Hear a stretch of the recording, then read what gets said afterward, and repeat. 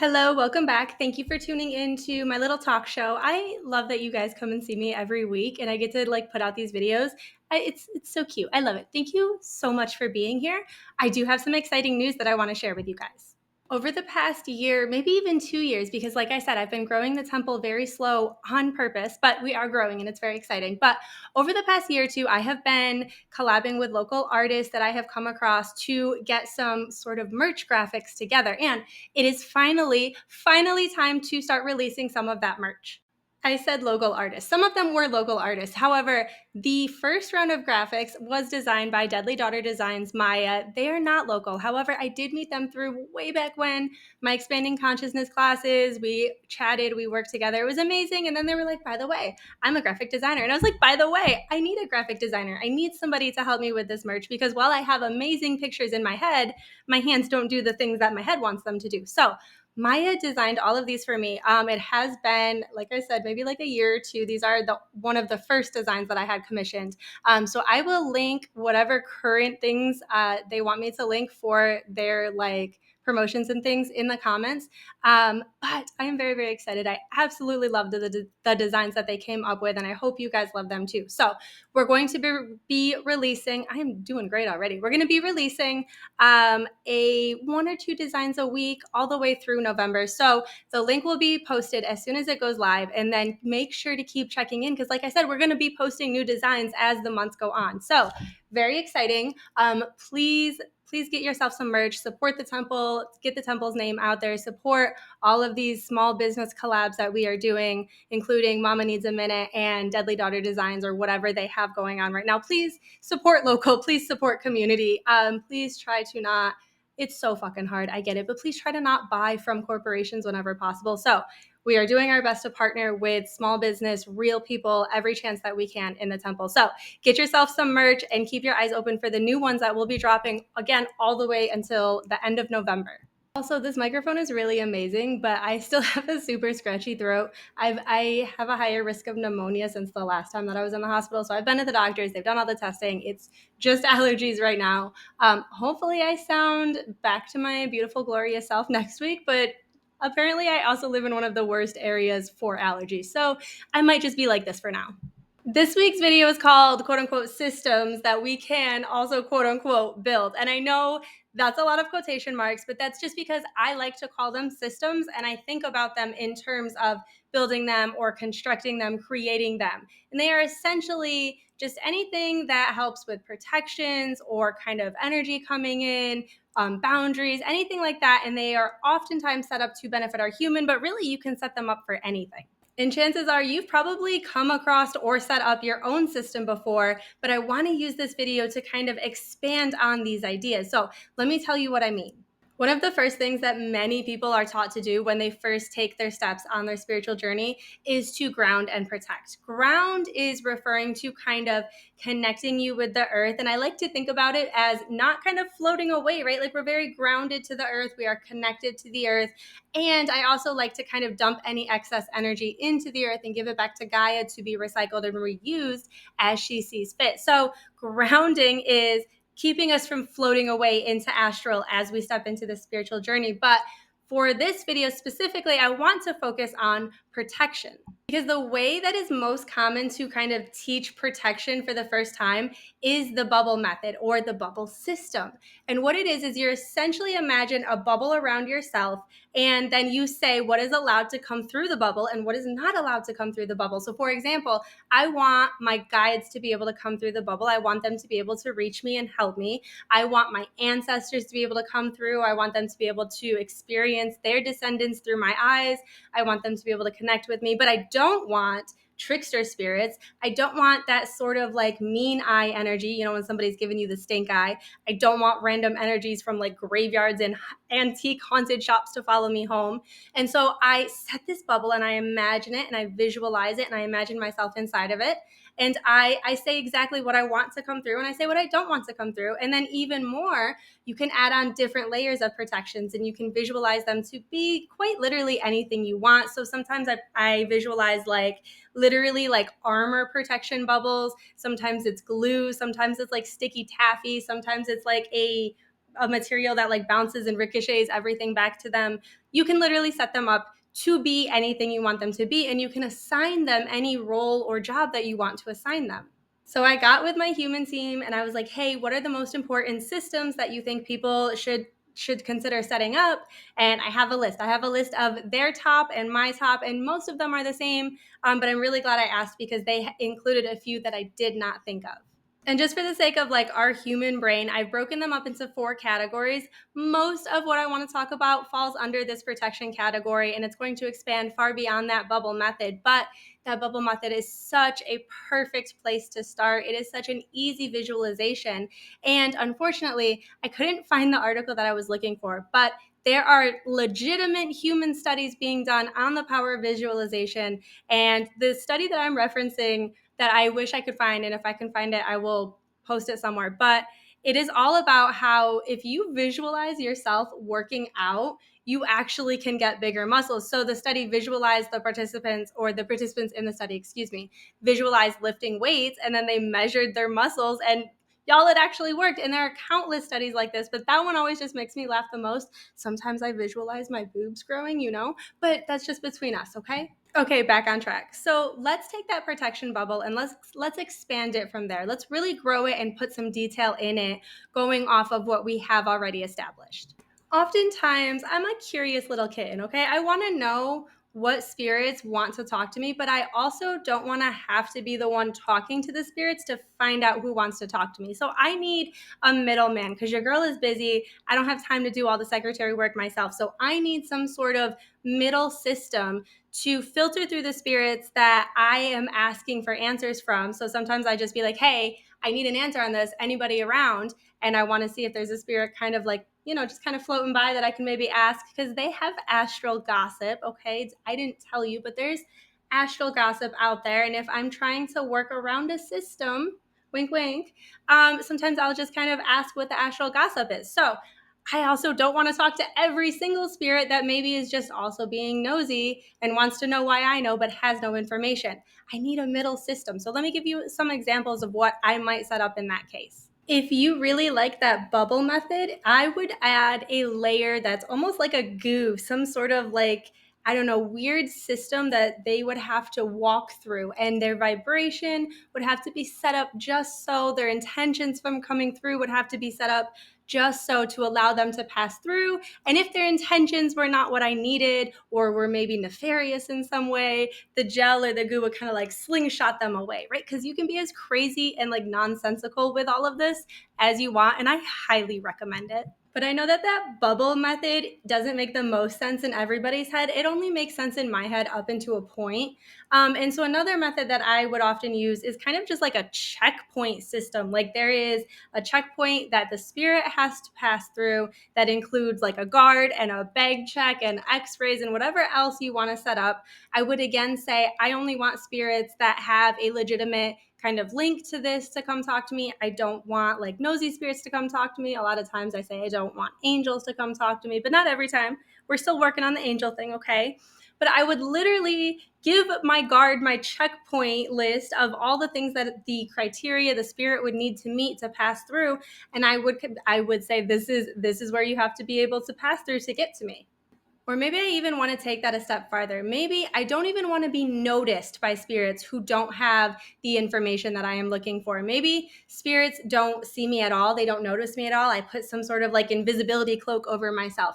Or maybe I want to invent some sort of like military sci-fi tech that I can inject into my outer layer of energy, or whatever you're doing, some technology that really just blends in with my surroundings and makes me almost invisible unless you have exactly the information that I'm looking for. These systems don't just apply to spirit protections, though. You can also apply them to human protections. And one of my favorite ones that Marlene taught me, she said she's been doing this since she was a kid, but she makes people who have nefarious motives out. Maybe you're at the store being followed. This is what happened to me, right? I was at Staples. I was being followed so blatantly that I thought it was security. until I paid for all of my items, and I quickly walked out and got in my car and locked the door. And I very quickly saw this guy also get out and look for me in the parking lot and then sit in his car and try to look around again. Luckily, I was in a handicapped spot and he didn't look there because it was very, very close to the door. But Marlene was like, oh, okay, here's what we're going to do. We're going to set up this system where if somebody is being nefarious, trying to follow you, trying to put trackers on you, try to kidnap somebody, whatever, they start uncontrollably sneezing. And that has been one of my top favorite protection systems ever since she told it to me. Because just in case you've never been like in a sneezing fit, y'all, they are crazy. They suck. Sometimes they get really violent. You definitely can't look around you. You definitely are being noticed by everybody in the store. And it gives you such a great like little getaway escape plan to go get help or to alert security or whatever you need. Sneezing fits are intense. It's kind of funny and I love it very much. Now, when we talk about protections, we absolutely 12,100% need to talk about boundaries as well. You absolutely need boundaries in both your human and on your spiritual journey. But for the sake of this video, we're going to talk about boundaries in terms of spirit. In fact, one of the first things that I recommend people set up outside of their protections is their boundaries with spirit, because spirit will come at you at all hours of the day, and we need to have a human life. Like, your human life is so important. You came here to have a human life for a reason. You have to have a human life. And if spirit is getting in the way of that, we need to set up the boundaries ASAP. For me personally, those boundaries come in the form of just plain and simple rules. For example, spirit is not allowed to bother me when I am focusing on my kids. Spirit is also not allowed to bother me if I'm clearly trying to wind down for the day, because your girl was having a lot of trouble sleeping when they wouldn't stop the chatter at 11:45 at night. So at a certain point, I have taken all my medication, I have done all my nightly routines, all my face creams, all of the beautiful things, right? And I lay down in bed, and that is my signal to spirit that I am not open for business, that I am trying to wind down and not like get so much energy I can't sleep. And also, of course, I need to focus on my kids. I need to focus on them. My attention needs to be 100%. They need to know that they are important to me. And so spirit is not allowed to bombard and steal my attention when it needs to be focused on my children. However, again, you can set up whatever system you want. You can make it as crazy and nonsensical as you want. You can make clowns that appear at certain times and chase off all of the people that are trying to bother you at night. You can literally set this system up to be any type of boundary, whatever you need, and don't be afraid to make it really specific, and don't be afraid to go back and adjust when it comes up. Another really good example of boundaries that you should definitely consider setting up is just boundaries in terms of how spirit is allowed to get your attention, because different spirits will try to get your attention in many, many various ways. However, there are some ways that are off limits to me simply because of my experiences, things that will trigger my nervous system, that send my body into a sort of fight or flight or shut down parts of my brain so I can't think straight. That is not helpful to me. That is not helpful to spirit. That is a solid boundary. They're not allowed to do that. And I will lose my mind if they try. Absolutely lose my mind. So I set a boundary that anything that triggers your nervous system, spirit should not be allowed to use, because that is not going to get anybody anywhere. Also, in boundaries in terms of spirit should not be giving you physical pain for getting your attention unless you have a very specific rule set up for it. Like, these are things that it's never gonna hurt to be very specific, right? Because spirit doesn't always understand human in the same way that us humans understand being a human. And so sometimes they really do just need it very clearly, plain and simply spelled out for them. And you can even set up more protections on top of these rules to ensure that these rules are being followed. So maybe you do have a guard in charge of making sure all the spirits follow these rules. Maybe you have a dome that comes over top of you at a certain time of night that doesn't let these spirits go through, even if they know the rules and still try anyway. So do whatever you feel like you need to do, readjust as you need to readjust, add to it, change, alter. These are your systems and your protections to set up to help your human and your spirit, and to just kind of live a life that makes it worth living, where you're not being bombarded 24/7. On the flip side of all of that, you can use these rules, these protections, these systems, whatever you want to do, to make very specific ways that spirit should be getting your attention. So for example, if you had a fae being that wanted to get your attention, maybe your left shoulder starts itching, right? Or if you kind of want a notification where maybe don't do that thing, maybe that's not a great idea, maybe that pit in the center of your stomach becomes over pronounced, maybe that's the only thing that you can focus on until you acknowledge it. And then I would very much set the rule, like once I acknowledge it, I need it to die back down a little bit. But for me, I'm forgetful. My brain's a little bit crazy. So I set a follow-up rule. If I don't address that situation within X amount of time, I want it to remind me. I want that little ping. I want that pit to grow. And I want to be like, why is it growing? Oh yeah, I forgot to do that thing. And then when I acknowledge it again, I want to snooze that alarm again until I handle it, right? Because I know myself. I know where I'm at. I know I'm a forgetful little bug and I'm doing 12 million things. And I want to set these systems up in a way that makes my life easier, that combines my human and my astral and my spirit, and really just allows things to flow in the method that is best possible, but that is also the best possible for the energy of the day. If I am doing something different yesterday than I'm doing today, I want the energy set up to flow today. I don't want the energy set up I had yesterday. And I know that seems like a lot, but these are things that you can just continuously do as they come up. But I am giving you just kind of examples to allow you to break outside of that box, to really think outside of the box, and to create these systems in a way that maybe what doesn't make sense to your human brain, but in an energy sort of sense, really could benefit. Now, in my categories list, there are 2 categories that only have one subject under each of them. And one of the categories is spirit. And under that, the subject is energy. And I'm going to talk about that now because it very much kind of blends in with the bubble protections that we had been talking about, as well as the rules. But I want to just kind of emphasize that having a rule like I'm about to explain could be very, very beneficial, especially if you're somebody like me whose nervous system causes them a lot of issues every week. Now, the system for this tends to kind of revolve around the types of energies or the vibrations of certain types of beings.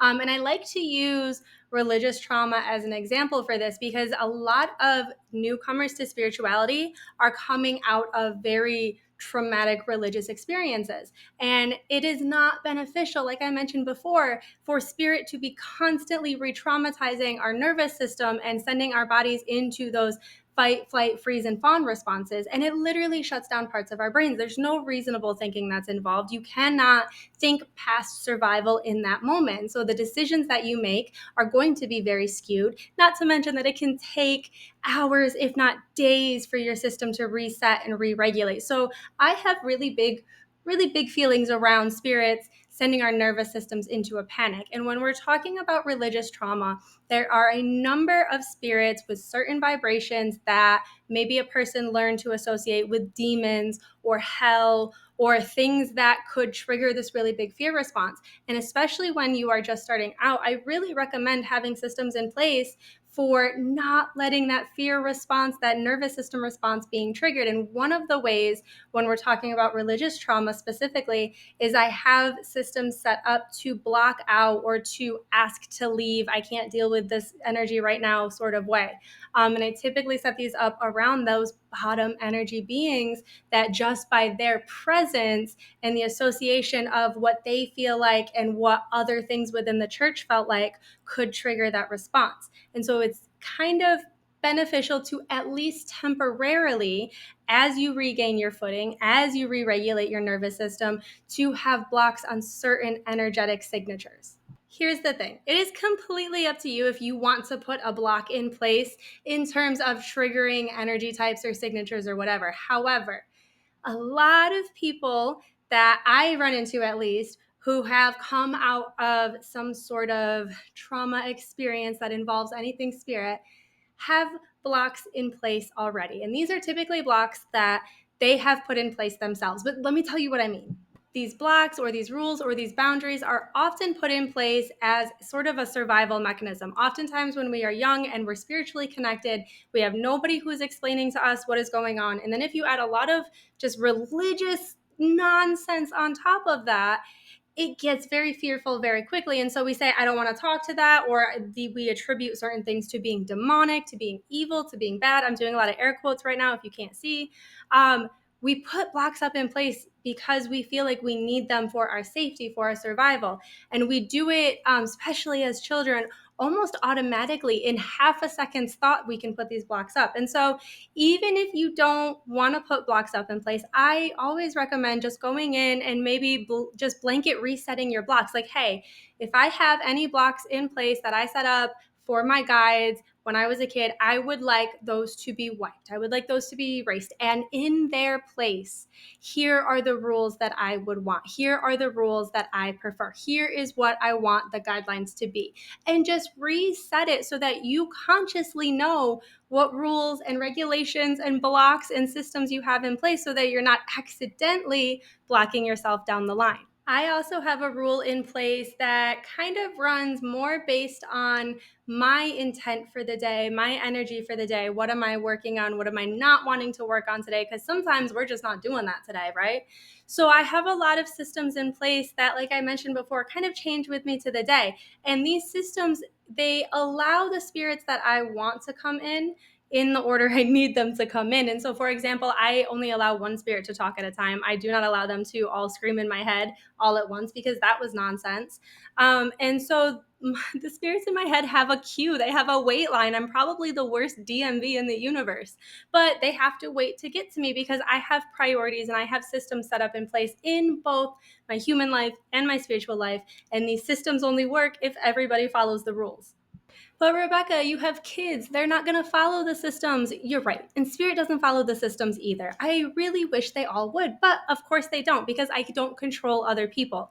Instead, what I have is really easy resets for the system. So, for example, if my human life gets out of control, typically what a reset looks like for me is cleaning off one table, one counter, and one sink. If I have a table, a counter space, and sink space, I typically can go and roll from there. But if I don't have those, if the systems have gone haywire, I go back and I reset them. And I also recommend having really blatant, really obvious, when I do this, I am resetting the system. When I do this, this is how I want everything to go back. This is how I want the spirits to line up. This is the spirit I want in place now.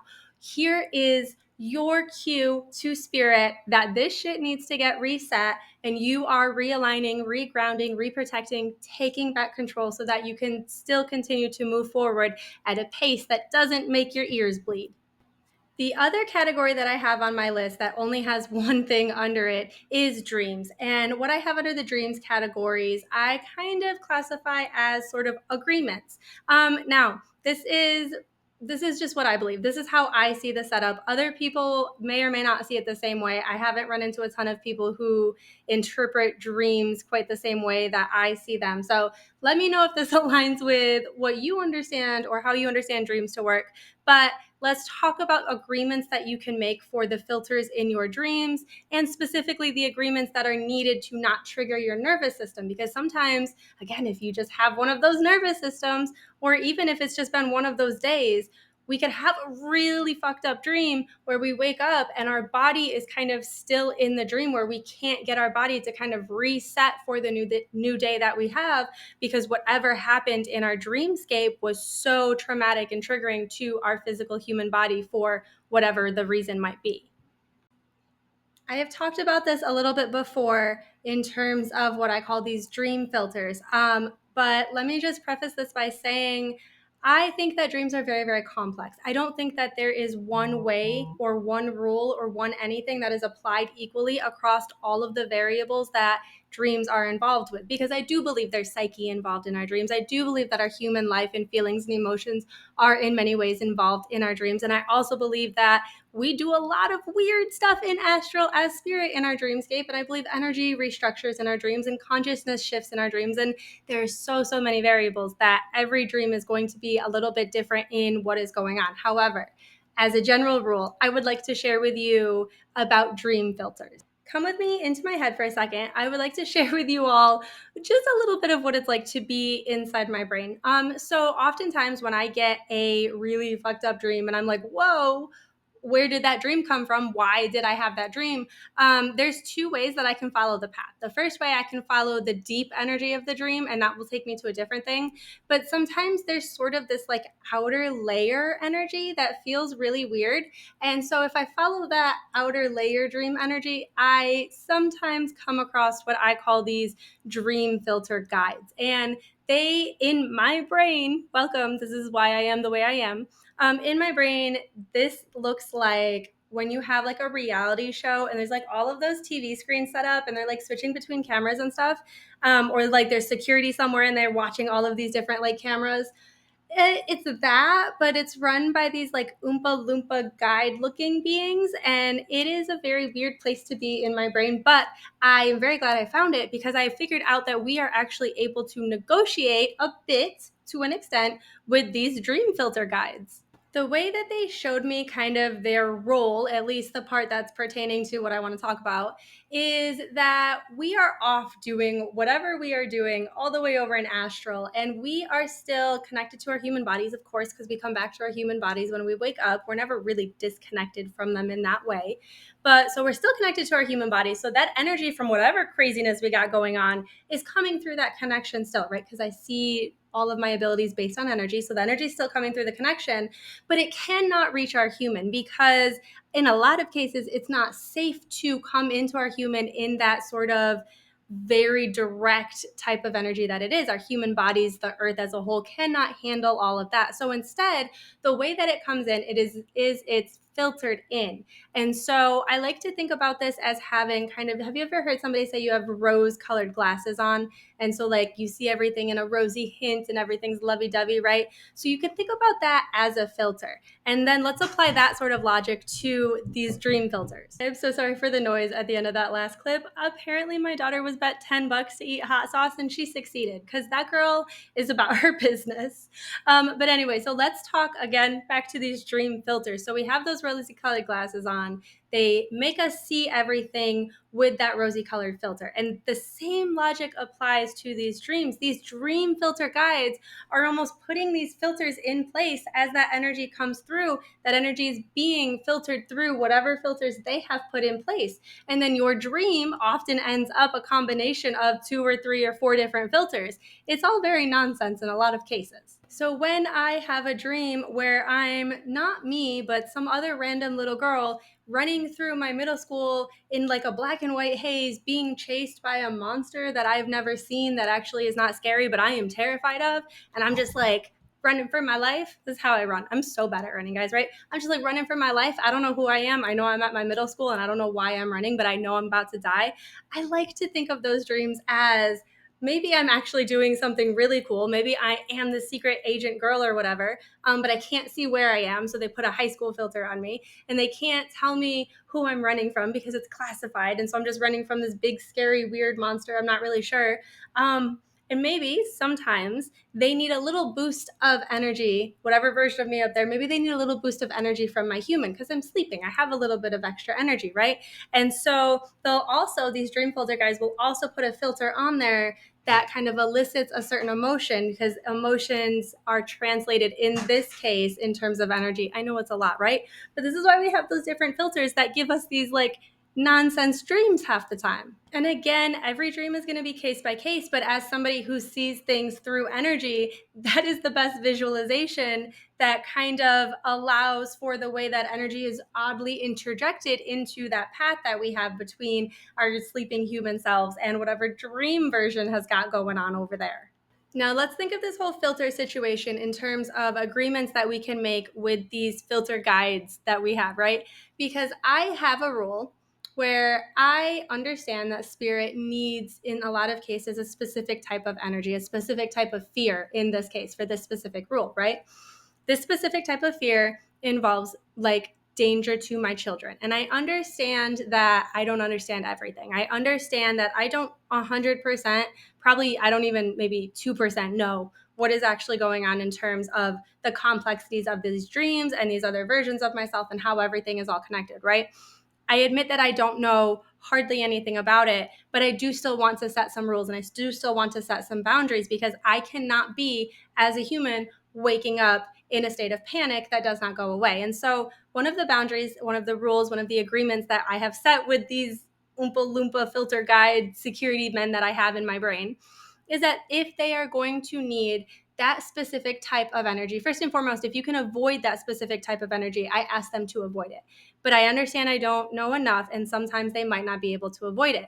And so in those cases, I have said, can you please make it nonsense? If you have to have this specific type of energy, I need it to be absolute nonsense, because I need a little gut reminder that something is not right. I need a little reminder in some part of my consciousness as a human that this is really weird and maybe this isn't real. Now, the reason that I had set this rule or this agreement up is because I was getting these dreams where my children were in danger, and I was waking up and I was very triggered. I was very panicked, and this was not going away throughout the day.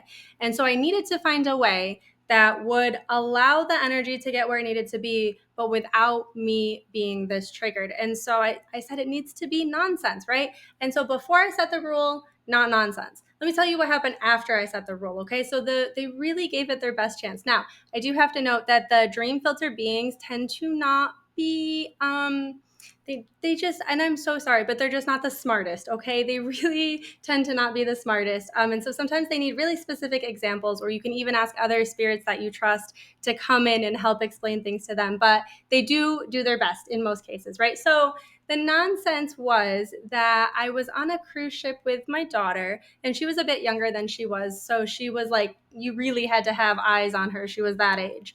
The cruise ship was really weird, though. It kept getting bigger and bigger. And really weird things were happening both inside my room and outside, like on the patio walkway. And then also the cruise ship at one point became like a CIA combo with the government. And like, I think aliens were there at one point. And what they did is they gave me all of these like nonsense dreams, right? And they would elicit very quickly this panic fear that they needed for whatever they needed. And then the dream would reset, and then it would be more nonsense. And the same thing would happen, and the dream would reset. And then it would be more nonsense, and the same thing would happen, the dream would reset. But each time the nonsense was growing. Each time I was only left in that state of fear for a split second. Of course, it felt longer, but when I woke up, or when I did wake up and I like remembered and checked in with my body, I calmed down really quickly. So I can't imagine that my body was in the state of fear for too long. And so at one point, it was me and my daughter were inside our like suite on the weird cruise ship, and there was a lion walking around the deck, and then she would disappear out onto the deck, and I would panic and it would reset. And then the next time there would be an Olympic-sized swimming pool inside our suite, and like something weird would be going on the outside, and then I would like disappear, and I would be afraid that she fell into the swimming pool, and the panic would set in and it would reset, and then something else crazy would happen. And each time everything was changing just enough and drastically enough that somewhere in me, somewhere in the part that remembers these dreams still, knew that this wasn't real, knew that this was nonsense, because lions and aliens and swimming sized Olympic pools don't belong in or around my cruise ship room, right? And so that little bit of, or I should say the combination of only staying in that state of panic for a very short time and nonsense has truly made all of the difference in kind of combining this spiritual astral sense with what I need in my human life. And I think this is a really good example, not just of like the agreements that you can make and the systems you can set up and the ways that you can kind of think outside the box, but also in terms of the fact that you don't need to know everything to be able to work something out. You don't need to understand every in and out in detail. I know I like to, I know I talk about it a lot, but you can just start. You can just try. You can just see what happens. You don't have to have all of the picture to just give it a shot, or to just ask questions, or to just explore a little bit. You can trust your intuition, you can trust your gut, you can trust yourself and your team to keep you safe, and to just give it a shot. Just try, just do a little fuckery and see what happens. But just start to really think outside the box of not just what you're capable of, but of the possibilities themselves. The last category is kind of titled filters, and there's a few different ways that I want to encourage you guys to start thinking about and playing around with the type of filters or funnels or systems or whatever you might want to put in place that, again, mainly helps your human operate, but really you can do it for anything. The first one is one that I typically recommend for people who are just stepping in, because spirits in your head, especially when you start noticing in them, especially when you start really making active steps to pay attention to them, they can get really loud and they can get really intense. So, one of the easy ways that is often taught as a way to kind of like manage this is to visualize, to imagine sort of a volume bar, a volume dial, a hot, cold, whatever you want to imagine it as. But imagine a scale that you can manually or otherwise adjust to be where you need the volume or the intensity or whatever to be. So for me, it looks like a linear line, and I have really loud on that side and kind of muted on this side, and I just kind of go in and mentally change that little bar to where I want that line to be according to, honestly, a lot of times what I can just handle that day. Another sort of visualization that I will do is, I don't know, bouncers are a really big thing in my head, right? And so I imagine all of these doors, like access to my energy, almost like my energy is a nightclub, because yeah, that tracks. Okay. So the nonsense of the nightclub energy I have, and I have all these doors with all these bouncers and certain types of beings that have certain energy vibrations or certain purposes or certain tasks or whatever they might be, have to line up at certain doors. And I can open and close certain doors. I can talk to each individual bouncer. I can put a manager in charge of all of the bouncers. And there's a lot of just really fun, really bizarre things that you can do with your energy, but try not to fight whatever pops up, because a lot of times we think, a nightclub, my energy is not a nightclub, that's stupid, and we shut it down. What if it is a nightclub? What if it feels like a nightclub? What if your energy is just translated in a way that is also similar to the energy of a nightclub? That's how I see it, right? And so I have these guards, these bouncers that are in place, and the way that I want these bouncers set up, the energy structure that I want these guards to have, just so happens to resemble the same energy that bouncers in front of nightclubs used to have. It doesn't need to make sense. It can, however, be very helpful in just putting a visualization to what we're seeing, to putting human logic, human filters on something that is otherwise pretty unhuman in the way that we understand the human experience to be right now. Another filter that I often recommend is something to sort of funnel or filter the way that the energy comes into your body. And that can be very helpful, especially right now, because there is crazy shifting, crazy changes, crazy stuff that's happening. And we are forever getting hit with shiftings, with upgrades, with just nonsense from our human life. And it can be a lot of energy all at once. And their energy can affect our human bodies in really weird ways. And for me, it makes my human body very uncomfortable. Sometimes they can cause headaches, they can cause nausea, they can cause just really weird physical symptoms. But for me, it can be so intense that it feels like there's bugs crawling. And there's not necessarily crawling on me, but it's crawling between, it's crawling between what's under my skin, like directly under my skin, and the rest of me. So it's like inside Rebecca bug and outside Rebecca, and the bugs are like crawling all over my body, and it drives me insane. And so I have found that actually Shungite helps with that a lot, but I also recommend, to prevent as many of these human issues that I have from this like nonsense sort of energy that's coming in, I tend to recommend a filter or a funnel that has a filter at the bottom, even, so that it's not necessarily keeping energy out, but it is kind of controlling the flow of energy that comes into your body. And so you can control how much energy hits your human body at one time. And you can even kind of align it to be like one of those coin sorters where certain types of energy has more access than others.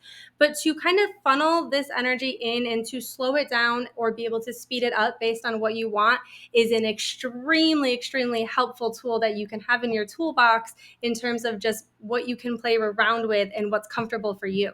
That's all I'm going to talk about in terms of system filters, but I do want to like take a detour really quick and talk about filters in general, because I feel like it's an important thing for people to be aware of, not just when you're kind of playing around with filters and how things are coming to you in terms of how the energy is hitting, but also just kind of in expanding the way that you see yourself within the world, within the universe, and maybe opening up or shifting or like just going a little bit outside the box in terms of like how things could possibly be working and how that human spirit kind of energy collides a little bit. Collides, I think, is a little scary word, but it's not. It's exciting. So how they collide and how they come together and how they get translated to us. I like to think about our human filters the same way that I explained those sort of dream filters, and how we have this energy bridge, we have this energy connection from our human to very non-human versions of ourselves, our wholer orange, our fuller self, astral versions, dream versions, whatever it might be, right? Like, we have these amazing connections because we are never truly disconnected from spirit. There's always that intuition connection there. And it can be a blessing, but it also can make things be really, really weird because we do have, again, what I just call human filters. And these are filters that are put between the energy that's in astral and us on purpose to allow us to have a human life, to sort of filter out these non-human experience things so that we can, fingers crossed, share in the human experience together. The same way that our brain takes in all this stimuli that is happening around us and then filters out things that it's deemed not needed or unnecessary, whatever it might be, the same way that our human brain filters these things out, we have human filters. And maybe our human brain is actually our human filter, and it is filtering out these non-human experiences that we are otherwise picking up on, but maybe not aware of it because we have these filters. And I think that we can maybe tweak these filters a little bit, but we cannot get rid of these human filters because, again, you are here to have a human experience. You're here as a human for a reason, and we really don't want to discount that. We really want to make sure we understand the value and the weight of how important this human experience is, not just to ourselves, not just to our human life right now, but to all versions of ourselves, to the fuller, grander, all conscious connection experience. Now, I do have some theories, or I had some theories. I have not had time to recheck them. And of course, I always say we should always double check what we think we know because it's always possible it could change. But I had some theories previously that eventually I will get to double checking again that involve essentially these human filters or lack thereof. I have one theory that I absolutely need to explore more, so it's just a shot in the dark at this point. But I have one theory that trauma in and of itself is a human filter. It makes us focus back in on the human. And I do think that in a lot of ways, trauma can block out spirit. I had the most profound jumps in my spiritual journey when I started processing off a lot of really, really heavy trauma that I was carrying with me since childhood. That is when I started to see really big leaps. So that's what started me on this kind of theory of, well, why and how is trauma changing my spiritual abilities and my spiritual connections? And I thought to myself, well, wait a second.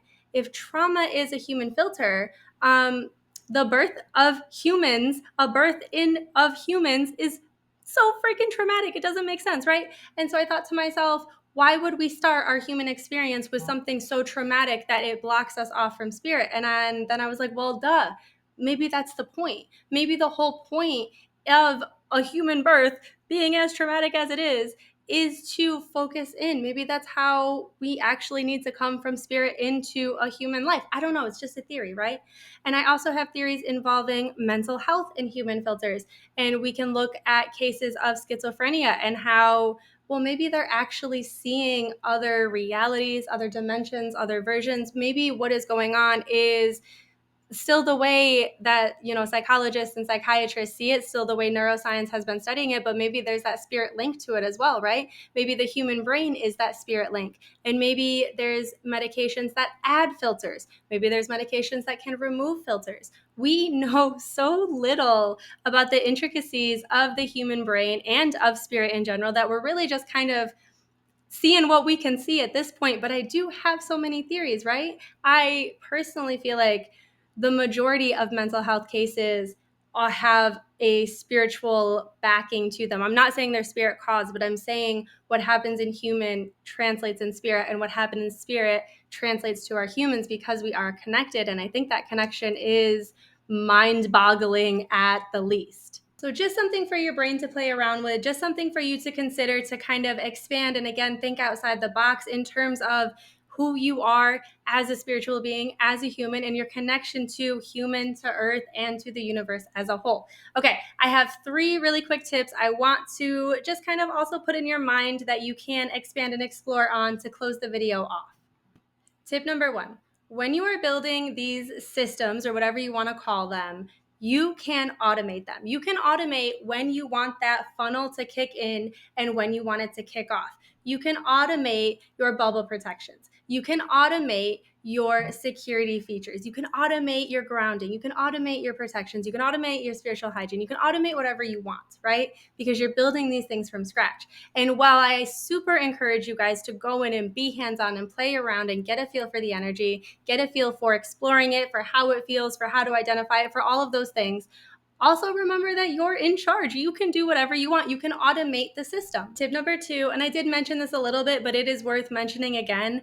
Please set up when you want your systems to alert. Set up at what point you would want to see what is happening. You would want an update on your system. You would want hands-on. What sort of situations would come up that would warrant your eyes? So for me, if my funnel starts to overflow, I want to know. I want to know if this funnel is not operating in the way that I have intended it to work. And in order for spirit, energies, consciousness, all of the things to know what I mean by intending it to work, I have to give really specific examples. And the examples can be, really specific human examples, or they can be intention, they can be emotions, they can be feelings. You maybe can't put words to it, but you know what you want it to feel like. You maybe can't figure out the details of it, but if it does this for whatever reason, you want to know about it. Last tip number 3 is you can put a spirit in charge of anything you want. You can have a spirit in charge of security. You can have a spirit in charge of training your dream filter team. You can have a spirit in charge of funneling out whatever you want funneled out. And you can essentially, if you really wanted to, have as many spirits in charge of as many things as you want. I do want to mention one little caveat to the situation though, because not all spirits are created equally. So for the sake of this video, let's break spirit into 3 different categories, okay? We have our spirits that are straight up tricksters, okay? So you might have a spirit come into your energy and say, they've done this, they've done that, they're the best in charge of everything. Be very, very careful who you are allotting roles to. Don't just hire anybody who walks in off the street, okay? If you are going to put a spirit in charge of your protections, please make sure you know and trust that spirit really well. Please make sure that you have hands-on trained that spirit, that you are confident that they have the consciousness, the energy, the ability to do whatever the task is. Second type of spirit is the ones that could for sure handle the job.